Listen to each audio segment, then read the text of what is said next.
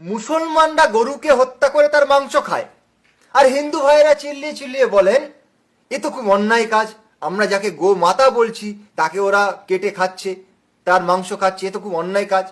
অথচ এই হিন্দু ভাইয়েরা জানেই না যে তারা যে মূর্তি পূজাগুলো করে, এই মূর্তি পূজা আবিষ্কারকারক যে বামন পুরোহিতগুলো রয়েছে, তারা তাদের শাস্ত্রে এইসব পূজার বিধিতে লিখেছে, যেমন দুর্গা পূজা, কালী পূজা, তার বিধিতে লিখেছে গরুকে বলি দিয়ে, গরুর রক্ত মাংস দিয়ে মা কালী মা দুর্গাকে পূজা করতে হবে। আসুন আগে প্রমাণটা দেখাই। এই দেখুন, এটা হচ্ছে কালিকা পুরাণ। এই কালিকা পুরাণে 588 নম্বর পৃষ্ঠাতে দেখুন লেখা আছে, 67তম অধ্যায় এটা। এখানে দেখুন লেখা রয়েছে, পরিষ্কার লেখা রয়েছে, দেখুন গো, মানে এখানে অনেক প্রাণীর নাম লেখা রয়েছে, একটা দুটো না। মুসলমানেরা তো কেবল গরুকে হত্যা করে, আর এ তো পুরো জঙ্গল ধরে সমস্ত প্রাণী হত্যা করার কথা এখানে লেখা রয়েছে।